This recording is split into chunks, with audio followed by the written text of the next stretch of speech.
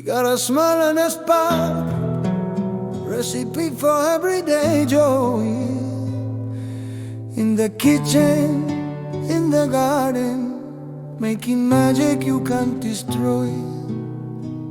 She mixing up the laughter with a pinch of something new. Invite a friend, roll up your sleeves, there's always room for you. With love, Meghan, do your thing, do your thing. From a one-pot pasta to a pie that'll make you sing. Oh, with love, Meghan, in the sunshine or the rain, a little play, a dash of heart. She shows the joy in everything. Fruit in rainbow order, candles on the sill, telling stories round the table, learning, laughing, loving still. DIY and doodle, bake a cake or plant a tree. She show you every little trick to live more joyfully. In this final episode of With Love, Meghan, the kitchen hums with anticipation. The light of California pours through the windows, and there's laughter, the kind that feels like home. Meghan welcomes a dear friend, the incredible chef José Andrés, humanitarian, chef, and living testament to service through food. José is coming, Meghan says, a sparkle in her voice. He's a very dear friend, an incredible chef, and he just makes everything fun. Already you can feel it. This episode isn't just a finale, it's a celebration, a love letter to the people who make every creation possible. The crew, the ones behind the camera, the ones who quietly hold the heartbeat of a project. And so, Meghan, the Duchess of Sussex, ever the gracious host, decides to honor them with the best way she knows how. Through food, through gathering, through that most human ritual, breaking bread. Have you ever noticed how the simple act of sharing a meal can transform a room? How it can make strangers into family, even for a night? With love, Meghan, do your thing, do your thing. From a garden picnic to a cake that's fit for spring. Oh, with love, Meghan. Before the feast begins, Meghan sets off to find the perfect wine to pair with what she and Jose will cook. She drives north to a small vineyard tucked in the folds of the Santa Rita Hills. Among the vines, she marvels at the process. Within each of these rows, she says, you feel like you're finding little moments of discovery and beauty. But then, when you zoom out, it's just spectacular. It's a line that feels like a metaphor for life itself. Each row, each moment, small, fragile, beautiful, becomes something greater when seen in the whole. The winemaker speaks of balance, sugar and acid, sun and shade, patience and care.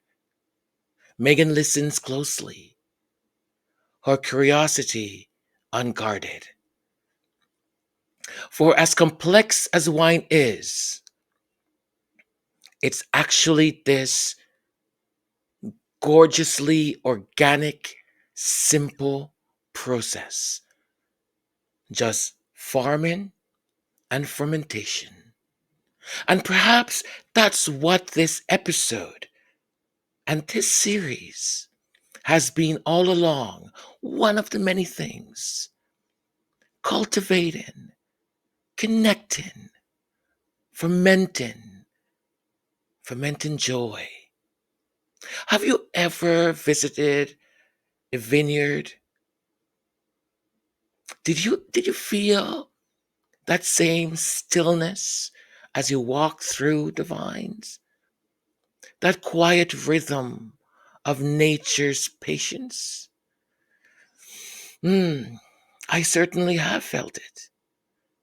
I've gone to wineries and sometimes I go off on my own little walk and you walk among these grapevines and there's a certain stillness to it. There's a certain tranquility. Just divine. When friends and laughter ring, a little mess, a lot of fun. That's the magic that she brings. Roll up your sleeve. We're doing it together. Back home, Meghan sets the table for something more intimate. Let's make some espresso, she says, her voice warm. Some pastries that Jose will love.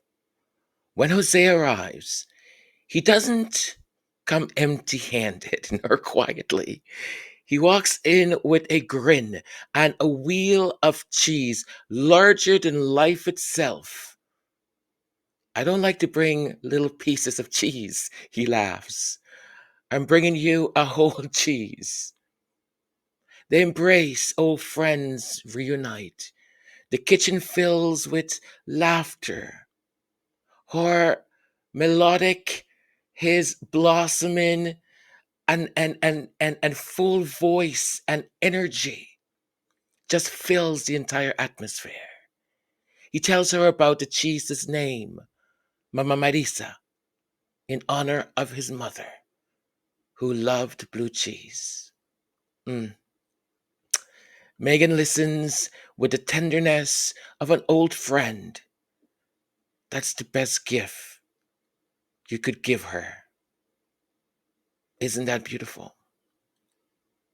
They sip coffee, share pastry. Do you like pastry stuffed with vanilla custard? She asked. These are incredible. It's like a churro met a croissant and they got married. I'll tell you, I was drooling. I absolutely was drooling. I kept thinking, I want me one of those. I want me one of those. I mean, the tone is light, it's playful, but underneath all of it, there is reverence. These are people who have seen hardships, who know what it means to give, and they still choose joy. Have you ever had a friend who just feels like home? Someone whose laughter alone just fills your soul. Perhaps you can hear them from a distance, a footstep or their voice or the minute they see you or you see them and you're just everything, every worry, every problem, every trouble you've got, it just seems to vanish because joy is here. You know, I'm lucky because I've got a few of those. I've got a few of those that the minute I see them, there's just a big smile on my face. A big smile. Before the feast truly comes together, Meghan takes us on a small adventure, one that captures her signature blend of curiosity and courage. She drives down the coast where the salt air hangs heavy and the Pacific moves like breath. She comes to meet Stephanie, a local diver and sea urchin harvester whose livelihood depends on the rhythm of the tides. Meghan greets her, beaming. I'm so excited to see what you do. There's no trace of formality, just warmth. just genuine interest. Stephanie explains the process, her voice both scientific and poetic. How the sea urchins cling to the rocks, how they gather one by one from the reef, how each holds a burst of gold, uni, hidden beneath those spines. She shows Megan the Aristotle lantern, the tiny five-pointed mouth through which the urchin feeds. And you can see Megan's eye, the interest. It just lights up. That's amazing, she says. Equal parts student and storyteller. And then Stephanie guides Megan and teaches her how to open a sea urchin. The camera catches her slight hesitation, but gentle hesitation, then delight as the shell parts to reveal the glowing orange within. That's so good, she says after tasting it, her voice almost surprised. Again, it's the, what do we call it? The saffron of the sea. Playful, poetic, and so very Megan. It's a moment of connection between earth and sea, between the people who harvest and the people who are there to savor. Watching Megan there with her hair pulled back, with her coat opened, I imagine the wind blowing, holding that small, spiny treasure. You can see the essence of her as a host and human being. Open, curious, reverent, eager to learn. She doesn't posture. She participates. She doesn't just film the process. She honors it. Truly does. Now, here is my question for you. Have you tried sea urchin? Would you? Now, I I'm a I wouldn't say I'm a big adventurous eater, but I'll try. And I remember um when it's gonna sound a little bit highfalutin, but when caviar was first served to me, I was a kid, and I just thought, there's no freaking way am I eating this. There's no way. I'm not gonna touch it. I'm not gonna eat it. I'm not doing it. And this was an event that my parents were attending. And I remember thinking, oh gosh, am I going to embarrass my parents? I need to do this. And I just took that little spoon and I went, and I went, oh, oh, mm, I think I kind of like this. I love it. I absolutely do. I love caviar. I don't have the economic resources to buy caviar, but anytime I'm able to have it, I welcome it. I'm like, thank you very much. And I have a feeling that maybe with uni, it might be the same. It might be the same thing. It might honestly be the same thing. But are you an adventurous eater, or are you a person who's very sort of reserved in regards to and what you eat? There's one thing though I cannot eat, and I'll get the name incorrect again because I always do. Stripe, I think it's called. And my aunt used to put this in soup, and just a griddly thing. It couldn't. I just couldn't. I couldn't get it down. I would just throw it right up.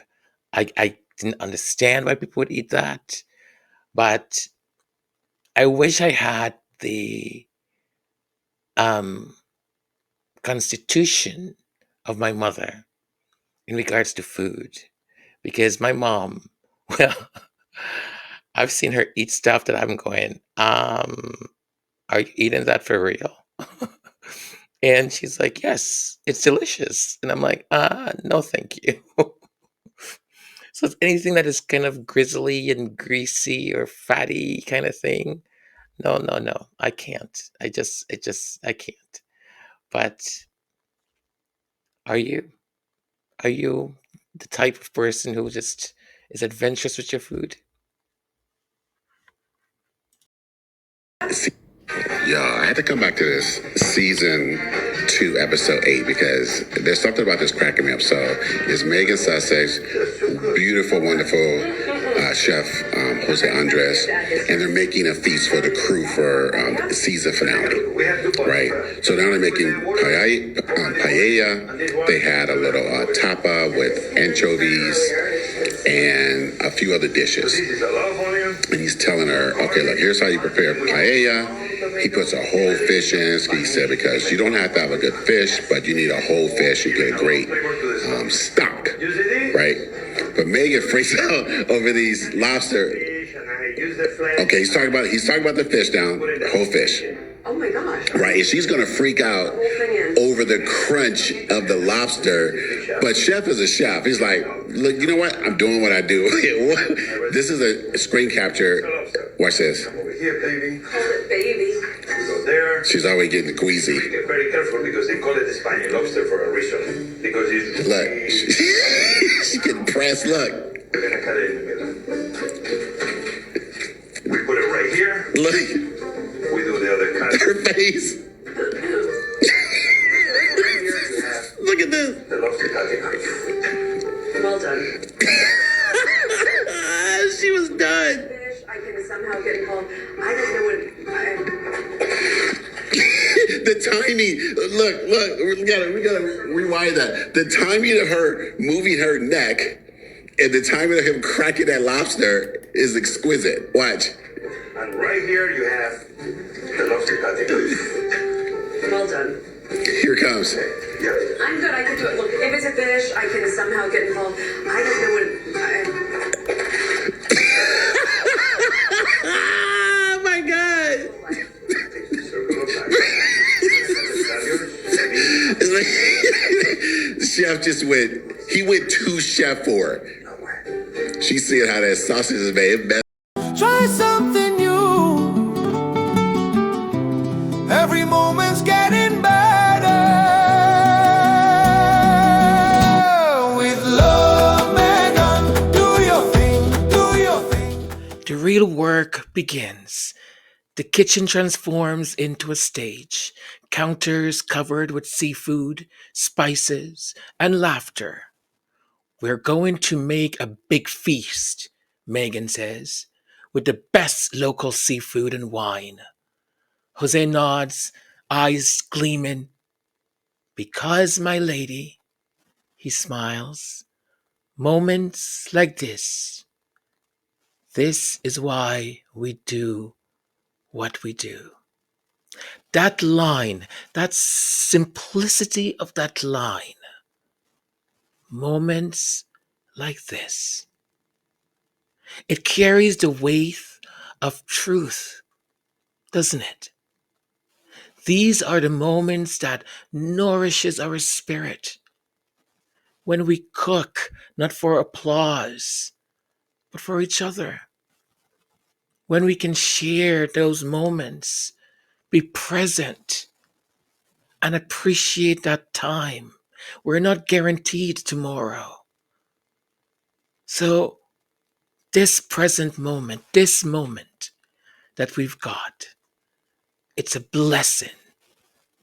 And let's enjoy it. They start, of course, continue with the ham and cheese. They sort of move around each other in this sort of rhythm, joking and teasing as they slice Well, Jose does the slicing. Meghan laughs. Which which of your restaurants can I get a job at? She says. And Jose answers, keep going, lady. You're doing great. The way he calls her lady, I tell you, there is a tenderness, almost protective. It feels like a small act of affection, the kind of familiarity born only from deep respect. It's like a father to a child, a father to a daughter. Mm. Then comes the seafood, the oysters, the squid, the lobster, and the sea urchin. Megan's curiosity sparkles as always. The sea urchin.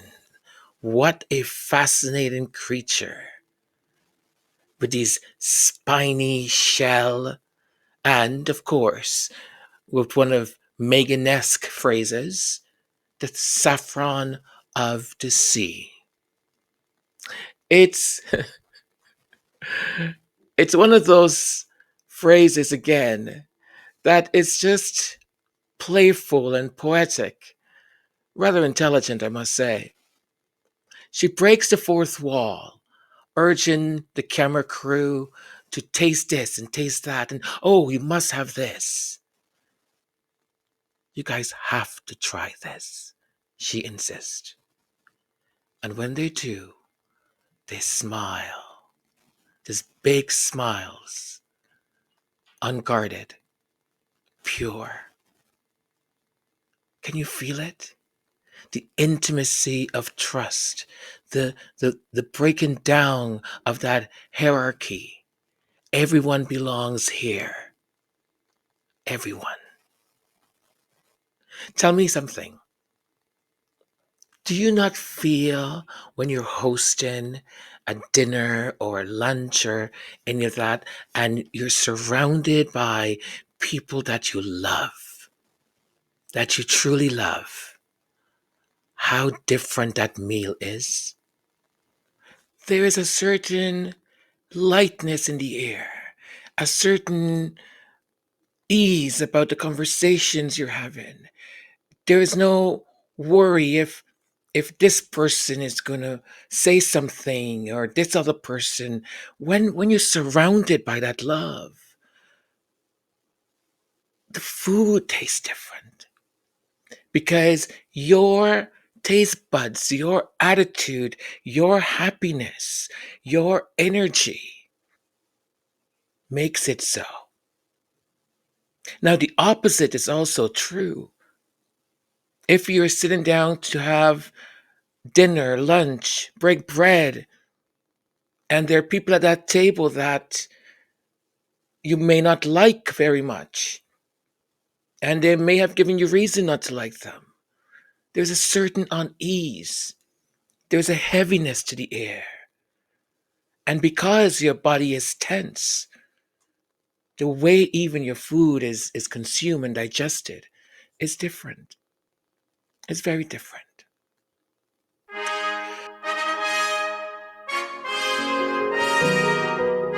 The time has come for us to say thank you to our benefactors for the last 2 weeks or so. A very big thank you for donating to the channel to Jennifer Clark and Connie Balmer. Thank you so very much. It is much appreciated. I'd also like to give a big thank you to our members. Thank you very much for your continued support to the channel. And we have a new royal house that is joining the royal court. A big welcome to the House of Carlson. Welcome. It's an honor to have you with us. And thank you.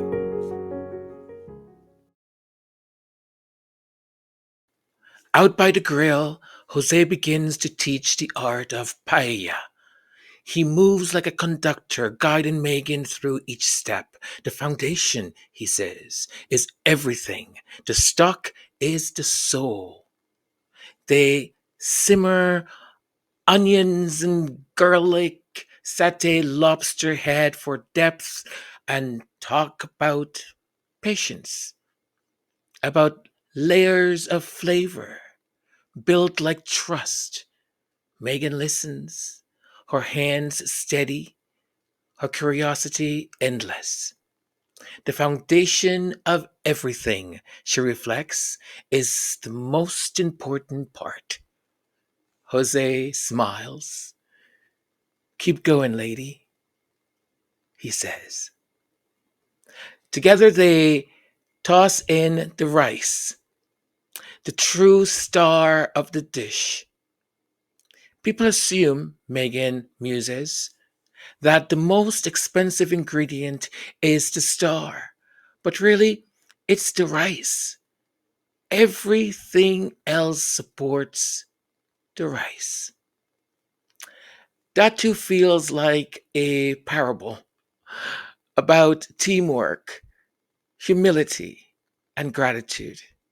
The rice doesn't boast, but without it, there is no dish.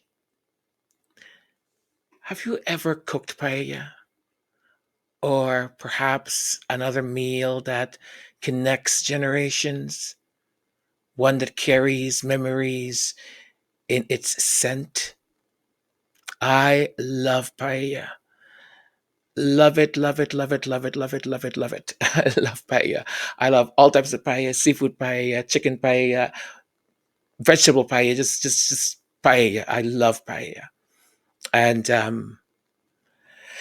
whenever I can have it or eat it, I do. There used to be a restaurant here where I live that they used to make excellent paella, but the restaurant closed down after COVID. But they were pricey. I mean, it was pricey, but it was worth it. It was worth it. It was one of those things that you went to a restaurant you went to like for a special occasion. Maybe if you if you if you're not a person that has that kind of money to like ding ding ding um for a dinner of four or even a dinner of two. They were quite pricey, but the food was fantastic, absolutely, and they would pair it with the right wine and so good, so good. As the paella simmers, candles are lit, glasses poured, laughter just emanating from all over the place. And you can hear the music. Jose brings out something really special from Catalonia. A porrón, a traditional wine pitcher meant to be passed from hand to hand. Oh, I love it when Megan thought he was going to make her try it, and she was like, no. And he's like, no, I'm not going to make you do this. Can you just imagine? Maybe she was wearing something different. Usually, he says, you drink, then pass it around the table. As usual, Megan laughs. Oh my goodness. No, I'm not going to make you do it, he says to her.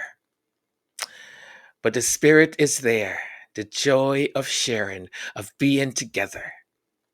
Then the crew begin to arrive. The table fills with faces. Some we've seen, many we haven't.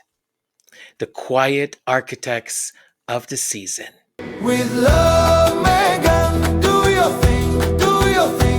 From a garden picnic to a cake that's fit for spring. Oh, with love, Megan, when friends and laughter ring. A little mess, a lot of fun. That's the magic that she brings. Roll up your sleeves. We're doing it together. Try something new. Every moment's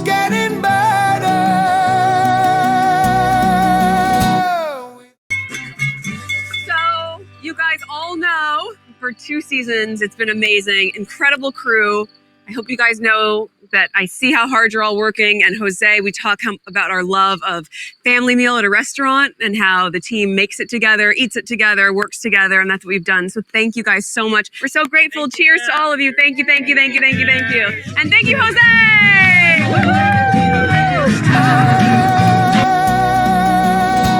With love, Meghan, do your thing. From the kitchen to the garden, let your happy spirit sing. Oh, with love, Meghan, send it out and watch it grow. When I watched Meghan and Jose cooking together, I was struck by something perhaps rare. I'm not sure. But it wasn't just about the food. It was philosophy.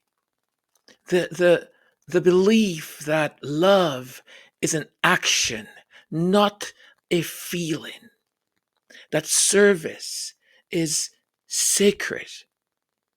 At one point, Meghan admits she worries for Jose's safety because his foundation, World Central Kitchen, which is supported by Archwell, works in disaster zones, feeding people where help is needed the most. He replied softly, and it's that line that just, it's moved me when he said, "That's why we have moments like this." That's why we have moments like this. That single line. That's why we have moments like this. It holds the entire truth of the series. We break bread, we laugh, we gather, because life is so fragile. So fragile. Because love needs to be practiced, not just spoken. Yes, please do speak it. Do say, "I love you. I love you." But practice it. Show it. A hug, a meal, being present in conversation, being joyful to see your loved one. Rejoice at their presence.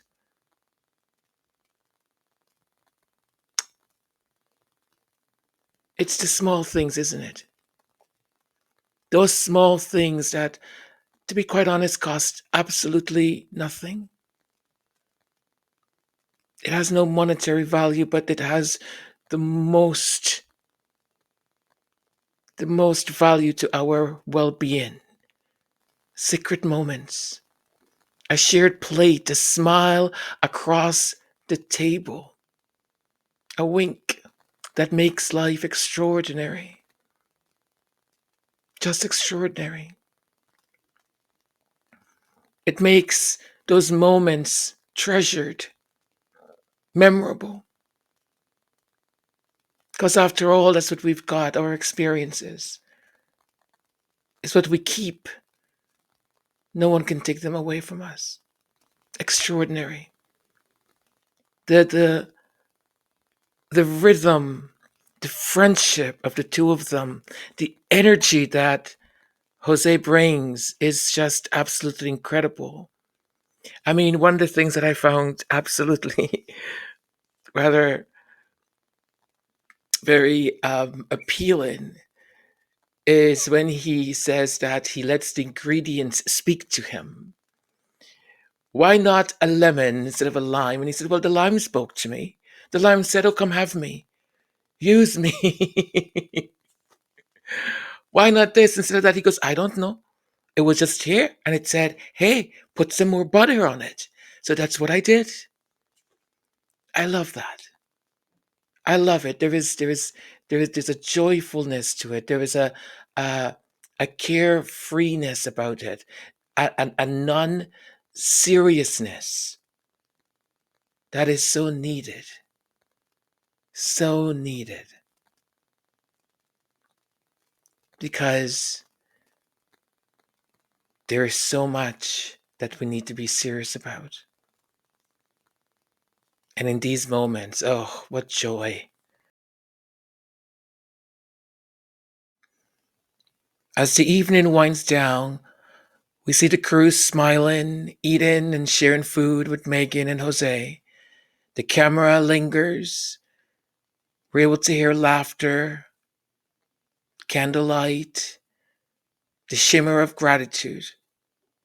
Jose, ever the philosopher of the kitchen, turns the lens towards Meghan and says, Meghan is the heart. And she is. The heart of the show. The heartbeat of this vision of togetherness. In a world so often divided by noise and cynicism and spectacle, this moment feels revolutionary in its gentleness. No grand speeches, no grand finale, just connection, food, friendship, laughter, light. As the episode fades, Jose's words still echo so softly. Moments like this. Moments like this. This is why we do what we do. And that, my dear friends, is how season 2 ends. With love. But very soon, December 2nd, we have the Christmas special. Can't wait for that. You know, I don't think I saved it. I wish I had saved it. But there was a TikTok, and it was a person of color who was responding back, I guess, to a comment about Meghan not being relatable. And we've heard this a lot, and for many of us, it's sort of like, what are you talking about? And her response was quite interesting, and it certainly hit me because I thought, oh my gosh, that's so obvious. Yes, that's it. She said, maybe that's not, or Meghan's not relatable to you because that's not how you were brought up. You see, in our homes, and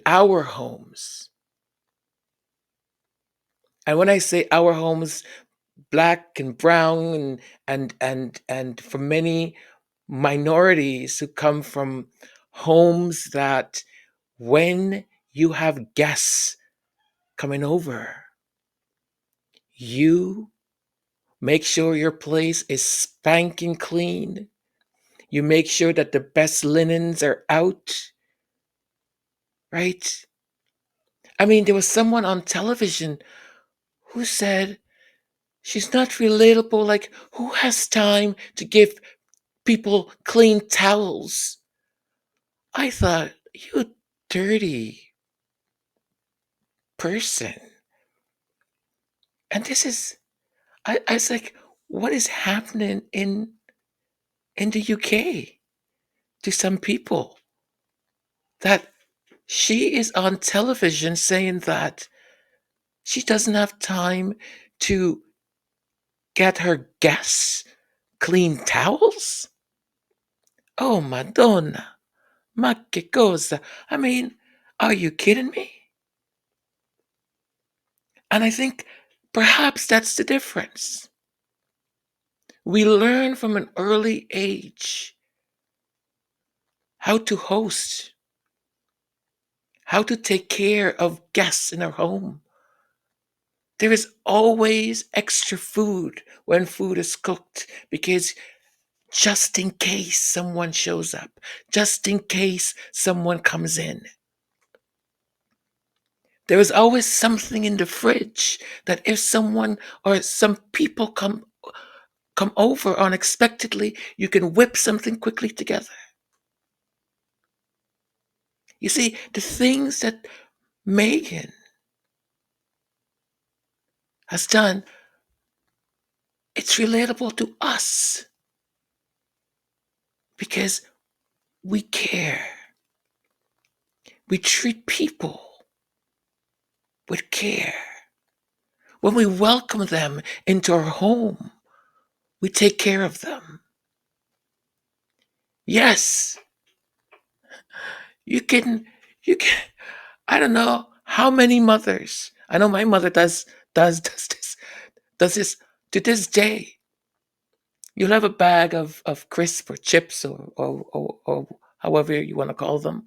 And she'll go, oh, put that in a bowl. Civilized. Put it in a bowl. Don't be eating it out of the package. But you see, those things to some people are strange. It's just strange to them. But to us, it's not. It's just how we do things. How we do things. We welcome people. You get home if you're traveling and your flight gets in late, even if it's 1 a.m. in the morning. I've gotten home when I lived at home with my parents at 1 or so on, and here comes my mother. Here comes my mother. And I'll hear my dad say, no, is he home? Is he home? And she's like, oh, there's food, blah, blah, blah, and da, da, da, and make sure you heat it up, and da, da, da, and there's that over there. And I was like, yes, thank you, thank you, thank you. It's how we do things. We care. And perhaps that's the difference. Well, my beautiful friends, my beautiful people, I think we're coming close to the end. So I am to wrap things up. Thank you for being here. Thank you for spending time with us. I know time is the most valuable thing that we've got, and I am honored that you take the time to watch this and hang out and all of that. I really appreciate it. If this is your first time bumping into this channel and you enjoyed today's episode, subscribe. Please do. It costs nothing. It's free. It's going to be free for the next, I think, probably until the end of the year.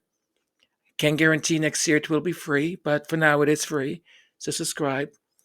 And everyone else, do the usual thing, like and share and download, upload, sideload, all those things that the algorithm and YouTube wants us to do.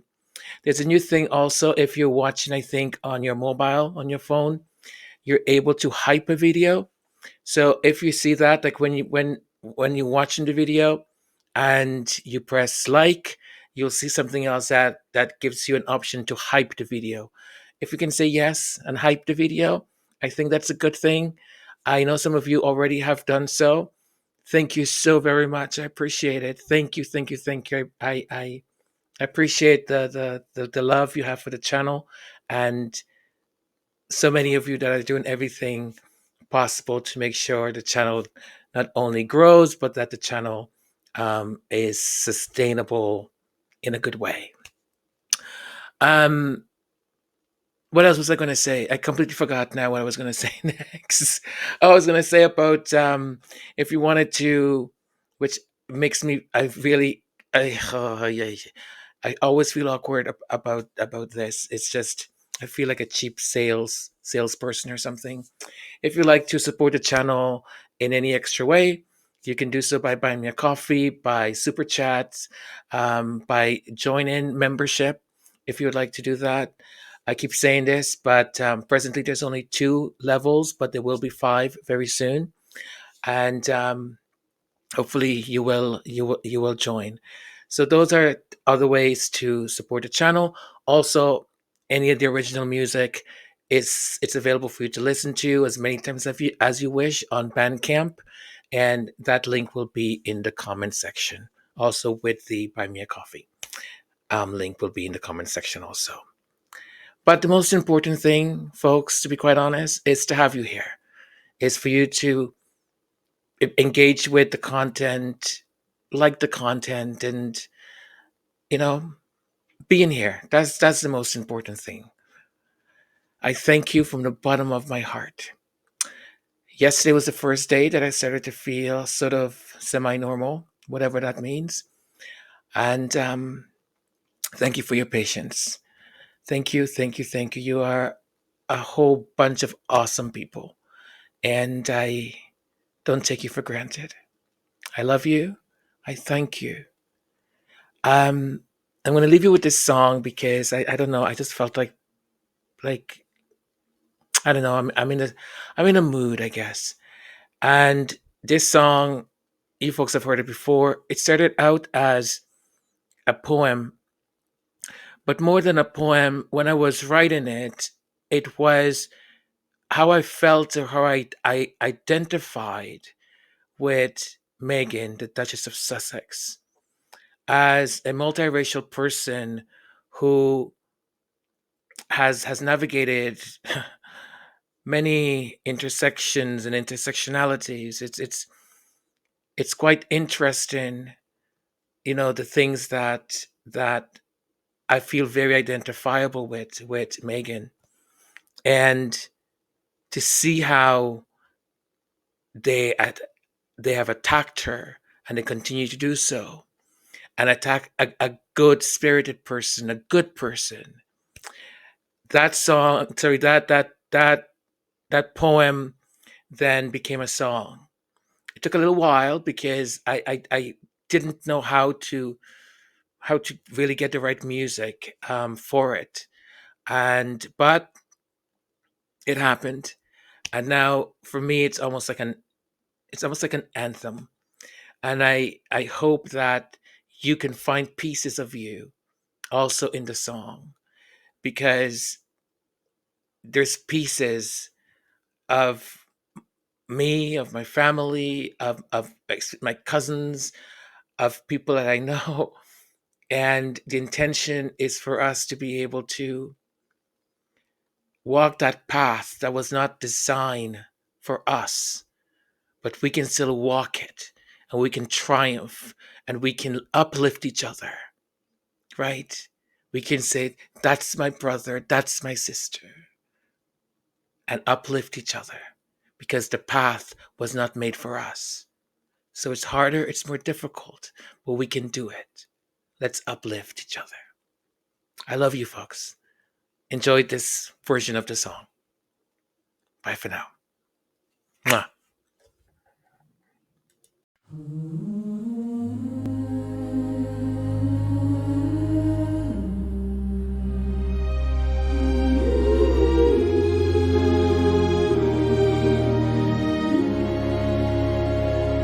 It might seem strange to those who have never been told to dim their light, that a woman, a duchess, a girl from LA could ignite such fierce devotion across oceans, across skin tones, timelines, and kitchen table debates. It might feel odd, even to her, this quiet army of strangers who hum her name like a song, who podcast her pain into power, who archive her interviews like scripture, who say you are not alone, because we know what it feels like. We've lived it in boardrooms and break rooms, in classrooms where our hands stayed raised too long, on sidewalks where our presence felt like defiance. We've heard the coded tones, seen the headlines sharpened like knives. We've been called too loud, too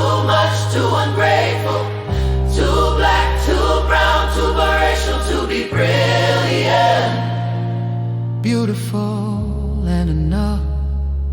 It might feel odd even to her, this quiet army of strangers who hum her name like a song, who turn her pain into power, who whisper you are not alone. And then came Meghan, not with a sword or a sermon, but with love. She walked into the oldest empire of whiteness, unarmed but radiant. And when they tried to erase her, she didn't vanish. She left, she chose life, and in doing so, she told all of us, your peace is not up for negotiation. We do not lift her up expecting sainthood. We do not need her to save us. We lift her because we remember how often we are left alone in rooms that reject us, in systems that were never built for us, because they told us she was nothing without them. And she proved she was everything without their crown. 8 years on, they spit her name like poison. They repaint her as villain. They howl the rage that she would not break. But we know what that rage feels like. We've tasted that venom and we do not flinch. She is not our Messiah, she is our mirror. She is proof that a single black and biracial woman can enter the halls of history and leave not broken, but brighter, not beholden, but free. And so we stand with her, not because she is flawless, but because she is ours, because the system designed to silence her is the same one that haunts us all. And as the poet said, you may shoot me with your words, you may cut me with your eyes, you may kill me with your hatefulness, but still, like dust I'll rise. And she did, and we will, and we are. We rise through the fire, we shine through the scars, unbroken, unbowed, and blazing. She did, we will, we are. Rising higher, never tired, hearts on fire, we are. She did.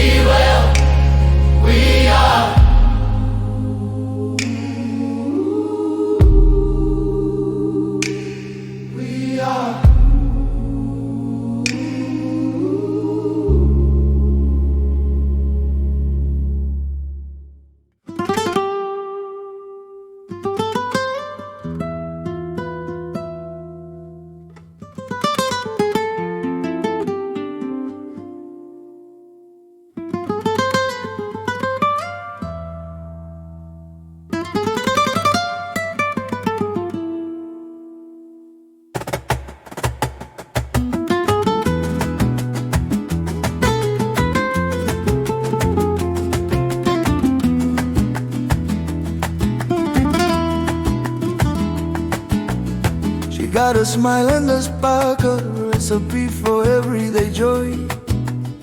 In the kitchen, in the garden, making magic you can't destroy.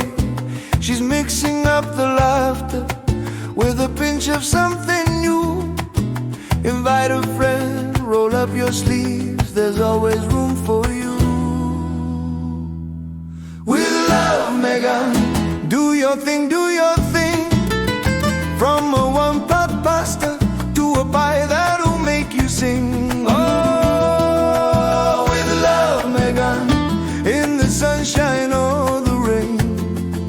A little play, a dash of heart, she shows the joy